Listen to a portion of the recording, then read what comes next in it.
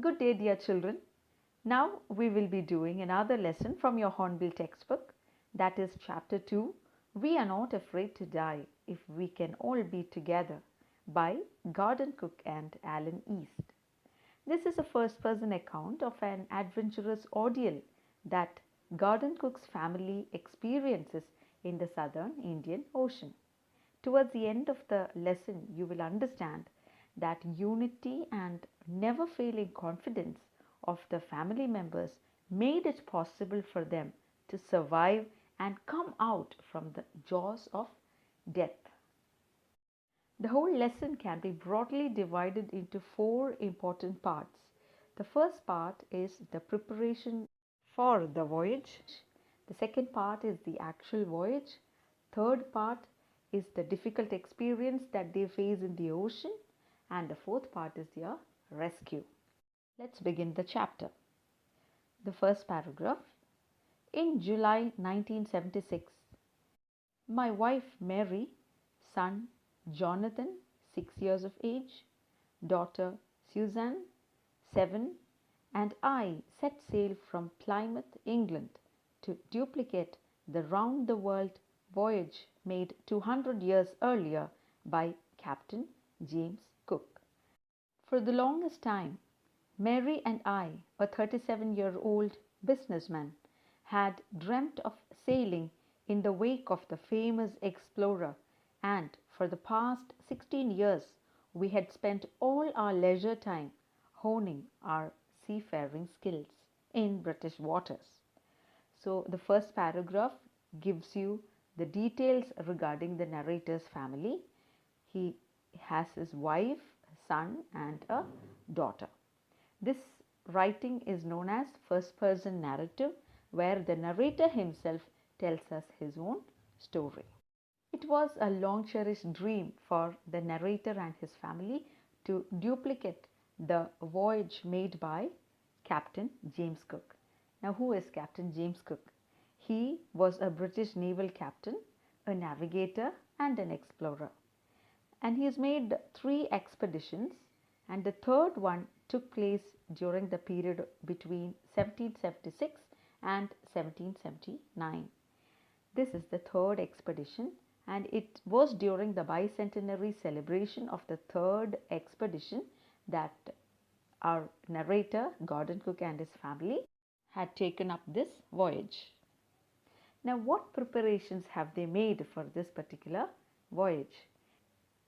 They spent their leisure time improving the skills to travel by sea, and that too in British waters. Okay, we will continue with the second paragraph. Our boat, Wave Walker, so underline the name of the boat, it's a sailing ship, a 23-meter, 30-ton wooden hulled beauty, a water-typed body is known as hull. It had been professionally built, and we had spent months fitting it out and testing it in the roughest weather we could find. So the first and the primary requirement was a proper equipment, that is a boat for them to travel. So that was made, it was professionally built, and it was tested thoroughly. The first leg, the first part of our planned 3-year 105,000 kilometer journey passed pleasantly as we sailed down the west coast of Africa to Cape Town. There, before heading east, we took on 2 crewmen, American Larry Vigil and Swiss Herb Siegler, to help us to deal with one of the world's roughest seas, the southern Indian Ocean. So the first part of the journey went off as planned, and in the second part of the journey they wanted help because it was through the roughest seas, that is the southern Indian Ocean. Before we proceed with the chapter, let's take a quick look at the different parts of a yacht. It's given in page number 20. Turn to page 20 and mark the different parts of a yacht. Towards the left you find the first one is mast. Mast is a post carrying a sail. And the second one is bow. Bow is actually the front part or the foremost part of the hull of a ship. Towards your right, you can find the first one is sail. Sail is a triangular sail. It is also known as jib. It's actually a piece of material spread to catch the wind and help the boat to propel. Below that you have boom. Boom is a piece of timber or a beam at the foot of a sail. Below that is the cockpit, the area from where a captain controls the ship. And below that you have stern, followed by rudder. Rudder is a primary control surface which is used for steering. Again, you also have cabin. Cabin is a compartment or a room. Now let's continue with the chapter, page number 14. On our second day out of Cape Town, we began to encounter strong gales. Gales are strong wind. For the next few weeks, they blew continuously. Gales did not worry me, but the size of the waves was alarming, up to 15 meters, as high as our main mast. The weather, which had been peaceful till then, started to change.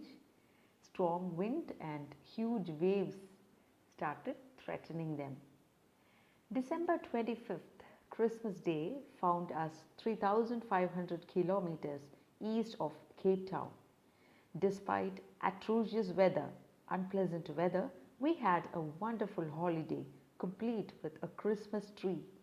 New Year's Day saw no improvement in the weather, but we reasoned that it had to change soon, and it did change for the worse.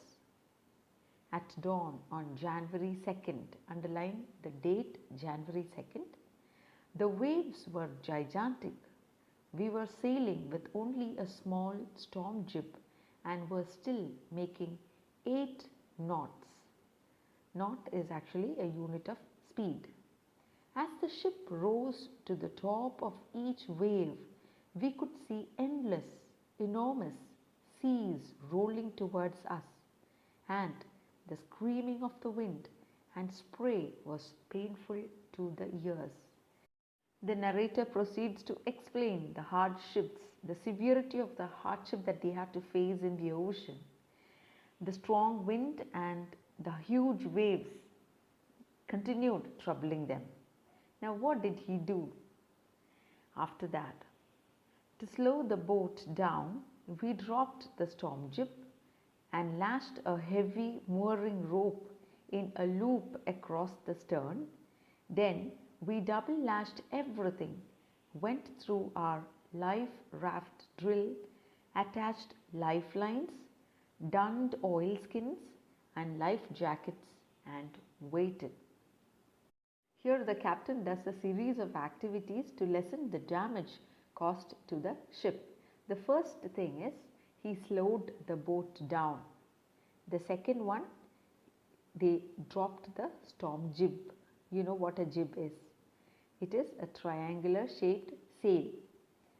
Third step is they lashed a heavy mooring. They fastened a rope in a loop across the stern. That's the third point.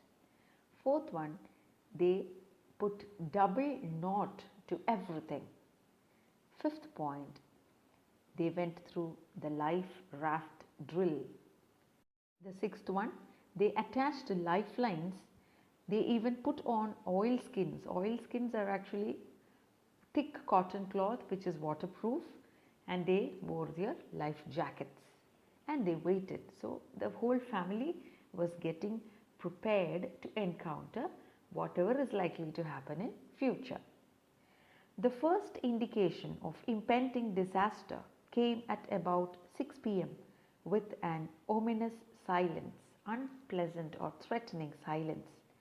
The wind dropped and the sky immediately grew dark. Then came a growing roar and an enormous cloud towered aft of the ship. Near the stern of the ship, there was a heavy cloud. The sky became dark, the wind dropped, and there was an enormous silence. With horror, I realized that it was not a cloud, but a wave like no other I had ever seen. It appeared perfectly vertical and almost twice the height of the other waves, with a frightful breaking crest. A crest is the topmost part of the wave, and the captain had never seen such a huge wave in his lifetime, and he got terrified. The roar increased to a thunder as the stern moved up the face of the wave, and for a moment I thought we might ride over it. But then a tremendous explosion shook the deck. Deck is the floor of a ship. A torrent of green and white water broke over the ship. My head smashed into the wheel, and I was aware of flying overboard and sinking below the waves. I accepted my approaching death, and as I was losing consciousness, I felt quite peaceful. Though the situation is getting worsened here, the captain of the ship, the narrator, doesn't lose his hope. He feels somehow he can manage, but a tremendous explosion shook the floor of the ship, and the captain himself fell over the side of the ship and finally into the water. He became unconscious and couldn't do anything. Unexpectedly, my head popped out of the water. A few meters away, Wave Walker was near capsizing, was overturned in water, her masts almost horizontal. Then a wave hurled her upright. My lifeline taut, jerked tight, grabbed the guardrails and sailed through the air into Wave Walker's main boom. So here the narrator successfully gets back to the Wave Walker. He was a bit relieved to see the Wave Walker, which was capsized, getting back to the position by a violent wave. Subsequent waves tossed me around the deck like a rag doll. My left ribs cracked, underline that part, the mouth filled with blood and broken teeth. There are 3 points. Somehow I found the wheel lined up the stern for the next wave and hung on. So here the captain is struggling to help his family members and himself and the crewmen survive this disaster. Water everywhere. I could feel that the ship had water below, but I dared not abandon. I did not have the courage to leave the wheel to investigate, to check out from where the water is entering into the ship. Suddenly, the front hatch was thrown open and Mary appeared. "We are sinking," she screamed. "The decks are smashed and you're full of water." "Take the wheel," I shouted as I scrambled for the hatch. So the captain is giving the wheel to his wife and then proceeding to do whatever is needed. Larry and Herb, the crewmen, were pumping like mad men. Broken timbers hung at crazy angles. The whole starboard, that is right side of the ship, bulged inwards. Clothes, crockery, charts, tins and toys sloshed about in deep water. I half swam, half crawled into the children's cabin. "Are you all right?" I asked. "Yes," they answered from an upper bunk. "But my head hurts a bit," said Sue, pointing to a big bump above her eyes. I had no time to worry about bumped heads. So meanwhile, the narrator takes a quick look at his children before proceeding to rescue or to do whatever is necessary to save them. After finding a hammer, screws and canvas, I struggled back on deck. With the starboard side bashed open, we were taking water with each wave that broke over us.